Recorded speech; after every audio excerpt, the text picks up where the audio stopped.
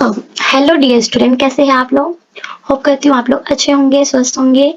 और हमने इससे पहले 5 यूनिट को कवर किया है, मतलब हमने 5 चैप्टर तक हमने पढ़ रखा है MGP 007 का, और जिसका नाम है non violence movement after Gandhi. तो जो भी स्टूडेंट MA कर रहे हैं पॉलिटिकल साइंस से और सेकेंड ईयर में है इग्नू से जो कर रहे हैं, उनके लिए ये जो वीडियो है ये काफी खास है। और स्टूडेंट आप खुद से भी एक बार इसको अच्छे से पढ़ना, बुक से, आपकी जो बुक है उसमें पढ़ना। और मैं यहाँ पे बस आपके जो कॉन्सेप्ट है, जो टॉपिक है, मैं उसको क्लियर करवा रही हूँ। तो डीप एनालिसिस करना है आपको, तो उसके लिए आप बुक का रेफरेंस जरूर यूज करेंगे। ओके। एंड जो ये आपका टोटल रेवोल्यूशन है, जिसको संपूर्ण क्रांति के नाम से भी जाना जाता है, ये जेपी जी के द्वारा, यानी जयप्रकाश नारायण इनका पूरा नाम है, तो उन्होंने ये स्टार्ट किया था। और इन्होंने गांधी जी की जो फिलोसफी थे, उनके जो विचार थे, उनसे प्रेरित होके इन्होंने इस जो रेवोल्यूशन है, जो क्रांति है, इसको स्टार्ट किया। अगर हम बात करें टोटल रेवोल्यूशन, यानी कि संपूर्ण जो है क्रांति है, इसका मतलब क्या है कि संपूर्ण चेंज, मतलब परिवर्तन करना, मतलब एक ऐसी क्रांति जो जीवन के जो हर क्षेत्र है ना, उसको क्या करती हो, उसको टच करती हो, हर फील्ड में वो इसको छूती हो। तो ये जो है, ये कॉन्सेप्ट ऑफ टोटल रेवोल्यूशन, जिसको बोलते हैं संपूर्ण क्रांति, इसका रूट कहाँ से है? गांधीयन फिलोसफी से है, जो कि फर्दर डेवलप किया गया है जेपी जी के द्वारा, यानी जयप्रकाश नारायण जी के द्वारा।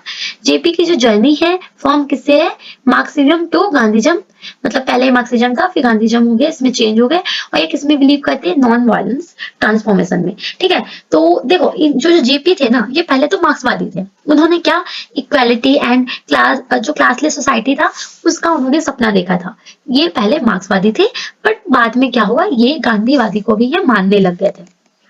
ठीक है। क्यों? क्योंकि उन्होंने ये देखा कि जो वायलेंट रेवोल्यूशन है, जो हिंसक क्रांति है ना, वो सोसाइटी को सुधारने की वजह क्या कर रही है, उसको ब्रेक डाउन कर रही है। तो जिस वजह से उन्होंने क्या किया कि जो गांधी के जो non violence and truth and जो मॉरल वैल्यूज थे, उनको उन्होंने क्या किया, अपनाया। ओके। इस जो उनके मॉरल, ठीक है, सोशल, पॉलिटिकल एंड इकोनॉमिक थे, तो इन सब चीजों को उन्होंने अपनाया। Okay. And it's just regime respect complete transfer of life individual and collective. और इसके साथ ना जेपी जी ने, मतलब जो आपके जयप्रकाश नारायण जी है, उन्होंने ये भी कहा कि जो ये क्रांति है, ये जो सच्ची क्रांति है, ये वही है जो व्यक्ति के जो अंदर, जो उनके भीतर से शुरू हो, और समाज तक, ये पूरे समाज के जितने भी वर्ग है, जो क्लास, वहां तक इनकी पहुंच हो। यानी अगर व्यक्ति का जो मोरली और स्पिरिचुअली, ठीक है, जो मोरली और स्पिरिचुअली बदल जाए, तो सोसाइटी ना अपने आप को क्या कर लेगी, ट्रांसफॉर्म हो जाएगी, अपने आप ही क्या हो जाएगी, चेंज हो जाएगी। तो इसलिए जो टोटल रेवोल्यूशन है, उसका इंडिविजुअल, सोसाइटी और स्टेट, ठीक है, जो ये इसका जो है, ये इंडिविजुअली, ठीक है, सोसाइटी और स्टेट, इन तीनों में क्या चेंजेस करने का एक प्रोसेस है। और ये ना कंटिन्यूस चलने वाले क्या है, एक प्रोसेस है, जिसमें हर लेवल पे, चाहे एथिकल, सोशल और पॉलिटिकल, ये जो होते हैं, ये चेंजेस होते ही रहते हैं। अब इसका एम क्या है, हम एम समझे कि इसके उद्देश्य क्या है। तो to understand the concept and dynamic of total revolution, किसको समझने के लिए कि concept and dynamics of total revolution है, इसको समझना है। जैसे जो टोटल रेवोल्यूशन का जो कॉन्सेप्ट है, जो कंपोनेंट्स है, ठीक है, एंड मोड ऑफ एक्शन है, उसको भी क्या करना है, हमें समझना है। हमें ये भी जानना है, हमें एनालिसिस करना है कि जो कंपोनेंट्स है, जो मेथड ऑफ एक्शन है, वो इसकी कैसे है। ये जानना है कि जो जेपी है, जेपी ने किस तरह से गांधी की जो आइडियाज है, आइडियाज को मॉडर्न कॉन्टेक्स्ट में लागू किया। ठीक है। होप करती हूँ इतना अभी तक आपको क्लियर हुआ होगा। कॉन्सेप्ट ऑफ टोटल रिवोल्यूशन, अब जो कॉन्सेप्ट है टोटल रिवोल्यूशन का, वो क्या है, मीनिंग की अगर हम बात करें, revolution implies radical changes in value, institutions and social relationships. जो रिवोल्यूशन है, इसका मतलब क्या है, गवर्नमेंट को बदलना नहीं है, ठीक है, ये क्या है, radical transformation. Radical transformation means जो वैल्यू, जो सोसाइटी, ठीक है, सोसाइटी, इंस्टीट्यूशन, सोशल रिलेशनशिप्स, ठीक है, पॉलिटिकल, इकोनॉमिक, हर चीज में हो सकती है। अब यहाँ पे कुछ थिंकर्स है, ठीक है, थ्योरिस्ट जो है, इनके अनुसार क्या कहा गया, जैसे नाम में लेना चाहूंगी, यहाँ पे हंटिंगटन है, न्यूमन है, कोहन है, इन्होंने डिस्क्राइब किया रेवोल्यूशन एज वैल्यू चेंज। ये क्या है कि जो रेवोल्यूशन है, क्या करता है, वैल्यू को चेंज करता है। ये ट्रांसफॉर्म्स डोमिनेंट कम्युनिटीज वैल्यूज, ठीक है, उसको चेंज करता है ये। In the Marxism, in the Marxian sense, in a Marxian sense, revolution is primarily economic, change in the structure property and production relation. जो मार्क्स है उनका क्या, रिवोल्यूशन का मतलब है इकोनॉमिक स्ट्रक्चर में बदलाव करना, जो ऑनरशिप है ना प्रॉपर्टी का उसमें क्या करना, चेंज करना। फिर वहीं पे जो विल्बर्ट है, ठीक है, विल्बर्ट मोरे, वो क्या कहते हैं कि जो रिवोल्यूशन है वो इंस्टीट्यूशनल चेंज है इन्वॉल्विंग लार्ज पॉपुलेशन। तो इस तरीके से जो ये है जो रिवोल्यूशन है उसके कई तरह हो सकते हैं, जैसे सोशल, पॉलिटिकल, इकोनॉमिक, वैल्यूज या फॉरेन, किसी भी तरीके से रिवोल्यूशन हो सकते हैं। ठीक है, ये तो आपका क्या था, मीनिंग था कि जो रेवोल्यूशन है उसका मतलब क्या है। अब हम बात करें कि गांधीयन के जो व्यू है सोशल चेंजेस को लेके वो कैसे है, गांधी की जो व्यू है वो कैसे, तो गांधी ने क्या कहा था कि अगर हम समाज के सिर्फ एक हिस्से को हम चेंज करना चाहते हैं तो इससे क्या होगा, वहां जो सोसाइटी है, सोसाइटी में क्या होगा कि जो बैलेंस है वो नहीं हो पाएगा, वो इम्बैलेंस हो जाएगा। तो गांधी जी जो थे वो बिलीव करते थे partial changes lead to instability, क्या इंस्टेबिलिटी हो जाएगी, ठीक है, असंतुलन पैदा हो जाएगा अगर हम किसी एक एक सोसाइटी के पार्ट को हम चेंज करना चाहे तो, ठीक है। फिर उसके बाद इन्होंने कहा कि सच्चा परिवर्तन जो है ना, ठीक है, जो ट्रू इक्विलिब्रियम है, they must be comprehensive all round change in the both individual behaviour and social instruction. मतलब ये तभी आएगा जब व्यक्ति की जो थिंकिंग है, जो उनकी सोच है, समाज की जो स्ट्रक्चर है, जो इंस्टीट्यूशन है, सबको हम चेंज करेंगे तभी जाके ये पॉसिबल हो पाएगा। तो गांधी जी का मानना था कि revolution begin in the minds of man, कि जो व्यक्ति है ना, पहले तो व्यक्ति को खुद से बदलना होगा, खुद को बदलना होगा, ठीक है। उनका मानना था कि पहले जो है इंडिविजुअल सेल्फ वेरिफिकेशन होने चाहिए, फिर बाद में सोशल ट्रांसफॉर्मेशन होना चाहिए। मतलब हम पहले खुद को तो चेंज करें तभी तो हम बाद में किसी को चेंज करेंगे, पहले हमारे अंदर भी तो वो चीज आनी चाहिए, ठीक है। तो इस तरीके से गांधी जी का जो व्यू था। और गांधी की तरह जेपी भी ऐसे मानते थे कि जो अहिंसा है, ठीक है, जो नॉन वायलेंस है, जो मॉरल है, इसी के बेस पे ही जाके जो आपका रेवोल्यूशन है, टोटल रेवोल्यूशन है, चाहे कोई भी तरीके का जो रेवोल्यूशन है, ठीक है, सच्ची क्रांति, वो तभी आ सकती है। जेपी जी ने टोटल रिवोल्यूशन यानी संपूर्ण क्रांति को कब इंट्रोड्यूस करवाया था, ऑन जून 5 1974। पता है इससे इससे कुछ मतलब टाइम बाद ही इमरजेंसी भी स्टार्ट हो गई थी 1925 में। तो 24 में ये रिवोल्यूशन स्टार्ट हुआ था। 4 में ना ये जो गांधी मैदान है पटना के, ठीक है, बिहार मूवमेंट के दौरान, तो उस टाइम पे ये स्टार्ट हुआ था और वहीं पे ये संपूर्ण क्रांति का नारा भी दिया गया था, ठीक है। तो जो जेपी है, जेपी ने 5 जून 1974 यानी 1974 को पटना के जो गांधी मैदान है वहां से संपूर्ण क्रांति का नारा दिया था। और यह बिहार का जो आंदोलन था वहां का ये पूरा जो ये सीन था ये वहां का ही था। उन्होंने कहा कि जो अब ये फाइट है ये सिर्फ गवर्नमेंट को गिराने के लिए नहीं है, बल्कि पूरे समाज की जो व्यवस्था है ना उसको चेंज करने के लिए है, ठीक है। टोटल रिवोल्यूशन वर्ड है ना, इसका जो यूज है सबसे पहले कार्ल मार्क्स ने, ठीक है, 1847 में किया था, कहाँ पे, in the Varti of philosophy में। और जेपी ने इसे गांधीयन स्पिरिट में एक नया अर्थ दिया था, जिसका मतलब क्या था, नॉन वायलेंट फ्रेमवर्क, ठीक है। उन पर विनोद भावे का भी काफी ज्यादा प्रभाव था, जिन्होंने कहा था कि जो रिवोल्यूशन है वो उसका जो स्ट्रक्चर है वो 3 तरीके से होना चाहिए, 3 फोल्ड रिवोल्यूशन होना चाहिए। पहला क्या, चेंज इन हार्ट, दूसरा चेंज इन लाइफ एंड तीसरा जो था चेंज इन सोशल स्ट्रक्चर। अब जेपी जी बोलते हैं कि जो सर्वोदय है ना, ठीक है, Sarvodaya was the goal and total revolution the means. मतलब जो सर्वोदय है, ठीक है, ये हमारा लक्ष्य है और उसे पाने का रास्ता क्या है, सिर्फ टोटल रेवोल्यूशन है। या जो सर्वोदय है ना, सर्वोदय जिसको बोलते हो, इसका मतलब होता है वेलफेयर ऑफ ऑल, मतलब सबके लिए क्या होना चाहिए, वेलफेयर होना चाहिए। और ये हमारा गोल है और ये हम तभी पा सकते हैं जब हम क्या करेंगे, टोटल रिवोल्यूशन हम करेंगे, ठीक है। तो उसका पाने का जो रास्ता है ना वो टोटल रिवोल्यूशन ही है। बाद इसके जो फीचर्स है वो क्या है कि इंडिविजुअल कॉन्सिक्वेंस होना चाहिए, सोशल स्ट्रक्चर होना चाहिए, ठीक है, साथ में। And it is on going process था, जो किस पे बेस्ड था, मॉरल, पॉलिटिकल, सोशल रिन्यूअल पे, ठीक है। इसके अलावा self transformation, non violence, decentralization and moral politics, इन पे क्या था, ये जो रिवोल्यूशन था ये किसके की फीचर्स है, ये इस पे बेस्ड था। जेपी की अगर हम कोर फिलोसफी की बात करें तो जेपी ने क्या कहा था कि सिर्फ जो ये चेंजेस है ना ये सिर्फ एक क्षेत्र में नहीं होना चाहिए बल्कि हर लेवल पे होना चाहिए। और ये जो रिवोल्यूशन है ये इंडिविजुअल चेंज, ठीक है, individual change plus social change दोनों मिलके, ये क्या, दोनों मिलके होने चाहिए, ठीक है। और ये जो है नॉन वायलेंट जो मेथड है उसको फॉलो करना है, ठीक है, उसी को यूज करके हमें करना है, हमें किसी भी तरीके से कोई भी वायलेंस नहीं करना है। और सबसे जरूरी क्या था कि कंटिन्यू प्रोसेस है जो कभी नहीं रुकती है। तो वो जो ये जो है ये ऐसा जेपीजी का कहना था। कंपोनेंट्स अगर हम देखें कि कौन कौन से कंपोनेंट है टोटल रेवोल्यूशन के, तो पहला क्या है, social revolution, economic revolution, political, culture, ideological, intellectual, जिसके एजुकेशनल भी बोलता है, स्पिरिचुअल, ये सारे जो है ये क्या है, ये इसके कंपोनेंट है, ठीक है, जिसकी वजह से रेवोल्यूशन हुए। तो ये 7 तरीके के रेवोल्यूशन यहाँ पे शामिल किए गए थे, लेकिन हम इसको 3 कैटेगरी में डिवाइड करते हैं कि जो मेनली हम इन सबको ना 3 कैटेगरी में हम देखते हैं। जैसे कल्चरल रेवोल्यूशन, तो इसमें हमारा क्या जाता है कि जो भी मोरल है, आइडियोलॉजिकल है, इंटेलेक्चुअल है, एजुकेशनल एंड स्पिरिचुअल चेंजेस, इनका यहाँ पे क्या है, परिवर्तन करना, ठीक है, हमने इसको इस कैटेगरी में रख लिया। JP state and moral in public life opposition and justify the means, मतलब यहाँ पे ना ये बोला गया कि एंड एंड मीन दोनों यहाँ जो है ये कैसा होना चाहिए, शुद्ध होना चाहिए, यानी प्योर होना चाहिए, ठीक है। यहाँ मतलब जो है लक्ष्य जो है ये अच्छा तो है, तरीका भी अच्छा होना चाहिए, हमारा जो एम है वो भी अच्छा होना चाहिए, और उसको पाने का जो तरीका है ना, जो वे है, मेथड है, वो भी क्या होना चाहिए, अच्छा होना चाहिए। उन्होंने ना कम्युनिस्ट की तरह यह नहीं माना कि एंड जस्टिफाइज मीन्स, बल्कि उन्होंने मोरल फाउंडेशन, राजनीति और समाज में जो भी एथिकल्स वैल्यू है उनका होना जो है वो जरूरी है, उन्होंने ऐसा माना, ठीक है। Education must be tool for mass empowerment, क्या था एजुकेशन जो था यहाँ पे टूल था किसके लिए, मास एम्पावरमेंट एंड नेशनल डेवलपमेंट के लिए। जेपी ने कुछ एजुकेशनल रिफॉर्म भी किए थे, ठीक है, वो कौन कौन से थे, जैसे कि combined study with social service, यहाँ पे एजुकेशन में ना सोशल सर्विस यानी हर स्कूल कॉलेज में 1/3 जो है उस जो भी कार्य है सोशल सर्विस है उसमें अपना टाइम थोड़ा सा स्पेंड करना।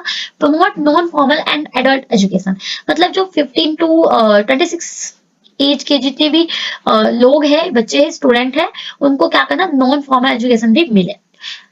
प्रमोट, ठीक है, यूनिवर्सल एलिमेंट्री एजुकेशन, यानी कि जो हर बच्चे को क्या है बेसिक एजुकेशन का यहाँ पे राइट है।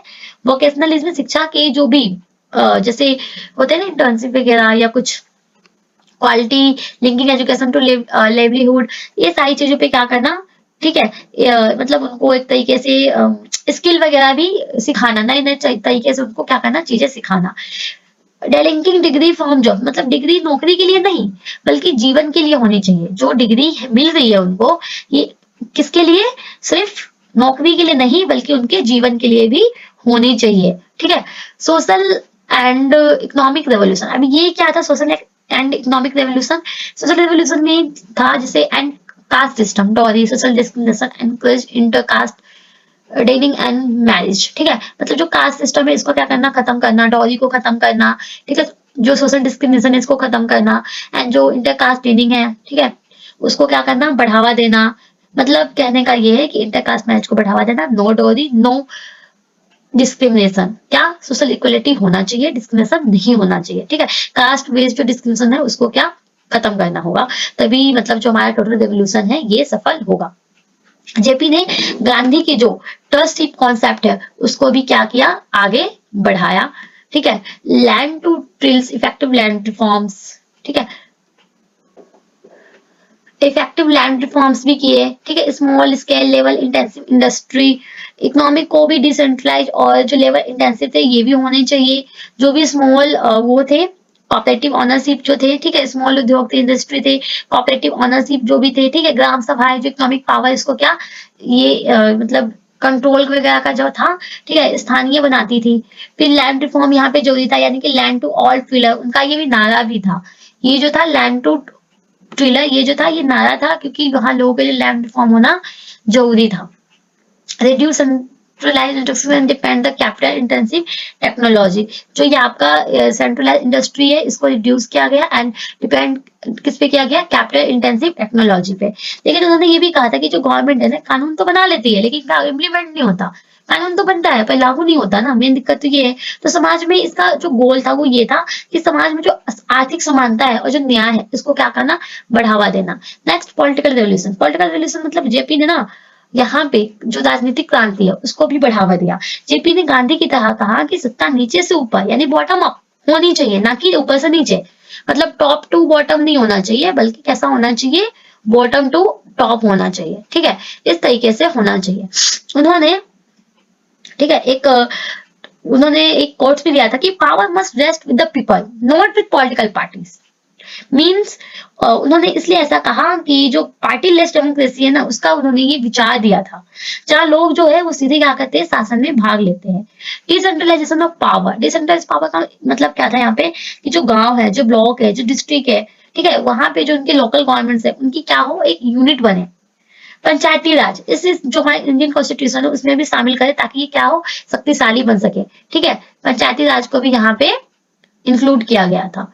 Okay, and reform electrical system, जो आपके ये इलेक्ट्रल सिस्टम है ना, चुनाव की जो प्रोसेस है, इसको क्या किया गया था, रिफॉर्म किया। इसमें भी कुछ सुधार किए गए थे, जैसे कि एंटी डिफेक्शन लॉ लाया गया, control of money power and the call of legislator. जैसे होता है ना कि पैसा, भ्रष्टाचार, ये सब जो थे इस पे क्या किया गया, कंट्रोल किया गया। डिफेक्शन को रोकने के लिए कानून बनाए गए, एंड जो लेजिस्लेटर थे, ठीक है, लेजिस्लेटर्स को रिकॉल करने की व्यवस्था, अगर वो ठीक से नहीं काम करेंगे तो हटा दिया जाएगा, मतलब कुछ इस तरीके से व्यवस्था भी लागू की गई।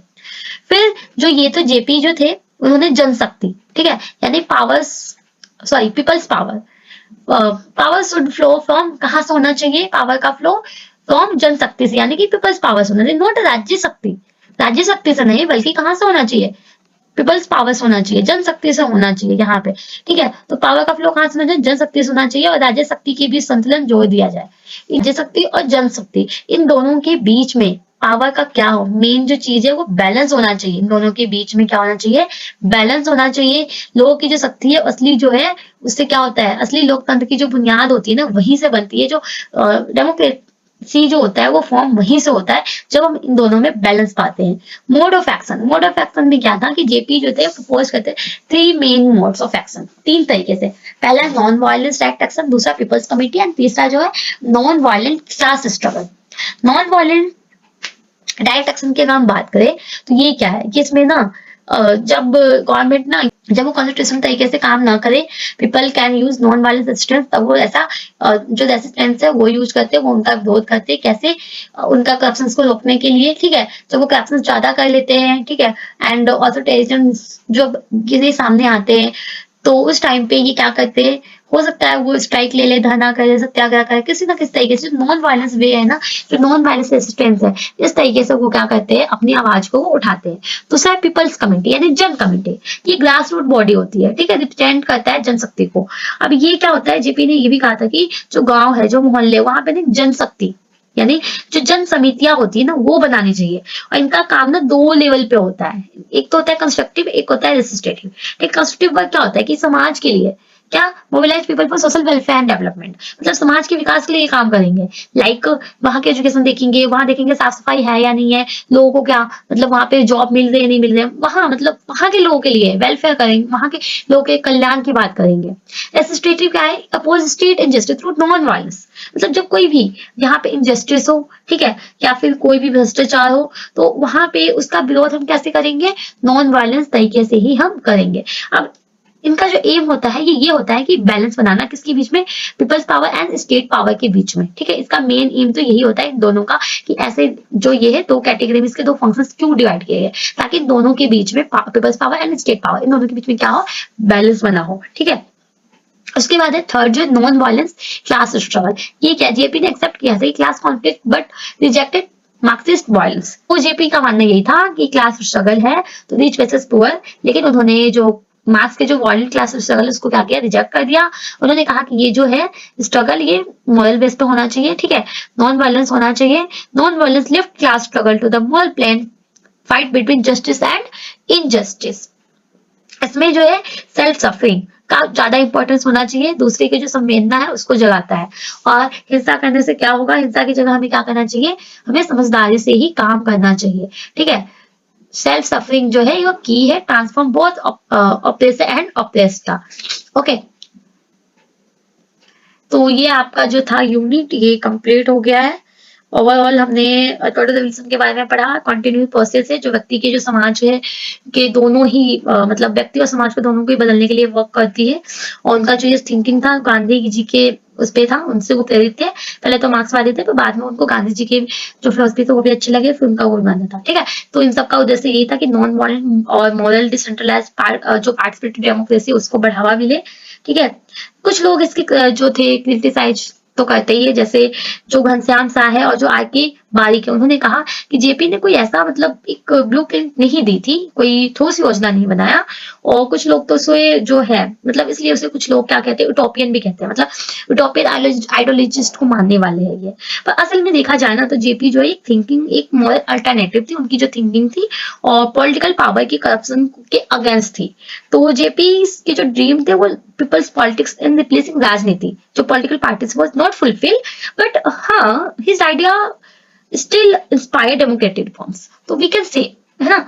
अब कुछ क्वेश्चंस है जो इंपॉर्टेंट है एग्जाम के लिए, अगर आपको डिटेल में पढ़ना है तो आप यहाँ पे कुछ, मैंने यहाँ पे सजेस्टेड रीडिंग दे रखी है, तो आप यहाँ से ये बुक्स और ये जो पीडीएफ वगैरह आप देख लेना, ठीक है, ऑनलाइन मिल जाएंगे, नहीं तो इसकी बुक है प्रॉपर, तो आप यहाँ से रेफरेंस के लिए यूज कर सकते हैं पढ़ने के लिए, और डीप में पढ़ना है इनके बारे में तो। ओके, एंड ये आपके क्वेश्चन है जो एग्जाम में आ सकते हैं, कि एक्सप्लेन करना है आपको टोटल सॉल्यूशन के कॉन्सेप्ट को एंड कंपोनेंट्स को यहाँ पूछा गया है, एंड क्रिटिकली एवेल्यूट करना है कि जो जेपी सॉल्यूशन है यूटोपियन आइडियल पे है कि नहीं था कि नहीं, ठीक है। तो इस तरीके से आपको ओवरऑल पूरा बताना पड़ेगा, फिर आप उस बेस पे आप इसको क्रिटिसाइज करोगे। ओके, एंड ये आपका यूनिट खत्म हो गया, और आप लोग कमेंट में बताएं कि जो नेक्स्ट वीडियो है वो कौन से टॉपिक पे लिया जाए, मतलब लाया जाए। आई मीन बहुत सारे हैं आपके सिलेबस में, कई सारे, जो जैसे कि एमजीपी है, एमईडी है, एमपीएससी है, ठीक है। तो किस सब्जेक्ट का आपको चाहिए, ओके, वो सब्जेक्ट आप हमें कमेंट में जरूर बताएं, और इसके नोट्स के लिए आप हमारे टेलीग्राम चैनल से ज्वाइन कर सकते हैं, वहां पे इसके नोट्स आपको फ्री ऑफ कॉस्ट मिल जाएंगे। ओके, तो मिलते हैं नेक्स्ट वीडियो में, थैंक यू।